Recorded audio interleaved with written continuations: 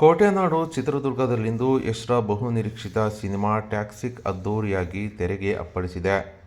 ಇನ್ನು rocking star ಯಶ್ರ ಬಹುನಿರೀಕ್ಷಿತ cinema Toxic ಎಲ್ಲೆಡೆಯಿಂದ ಅಬ್ಬರ ಆರಂಭಿಸಿದೆ. ಅದರಂತೆ ಕೋಟೆನಾಡು ಚಿತ್ರದುರ್ಗದ ಬಸವೇಶ್ವರ ಮತ್ತು ವೆಂಕಟೇಶ್ವರ ಚಿತ್ರಮಂದಿರದಲ್ಲಿ ಟ್ಯಾಕ್ಸಿಕ್ ಸಿನಿಮಾ ಅದ್ದೂರಿಯಾಗಿ ತೆರೆಗೆ ಅಪ್ಪಳಿಸಿದೆ. ಇನ್ನು ಬೆಳಗ್ಗೆ 5:30ಕ್ಕೆ ಟ್ಯಾಕ್ಸಿಕ್ ಮೊದಲ ಶೋ ಪ್ರಾರಂಭವಾಗಿದ್ದು, ಮೊದಲ ದಿನವೇ ಟ್ಯಾಕ್ಸಿಕ್ಗೆ ಬಿಗ್ ರೆಸ್ಪಾನ್ಸ್ ದೊರೆತಿದೆ. ಇನ್ನು ಥಿಯೇಟರ್ಗಳು ಹೌಸ್ಫುಲ್ ಆಗಿವೆ. ಅಷ್ಟೇ ಅಲ್ಲದೆ ಸಿನಿಮಾ ಬಿಡುಗಡೆ ಹಿನ್ನೆಲೆ ಥಿಯೇಟರನ್ನು ಈ ಒಂದು ಮದುವಣಿ ಗೀತೆಯಂತೆ ಸಿಂಗರಿಸಲಾಗಿತ್ತು. ಯಶ್ರ ಅಭಿಮಾನಿಗಳು, ಸಿನಿ ಪ್ರಿಯರು ಬೆಳಗ್ಗೆ ಆಗಮಿಸಿದ್ದು, ದೊಡ್ಡದಾದ ಯಶ್ರ ಕಟೌಟ್ಗೆ ದೊಡ್ಡದಾದ ಹೂಮಾಲೆಯಕ್ಕೆ ಪುಷ್ಪವೃಷ್ಟಿ ಮಾಡಿದ್ದಾರೆ.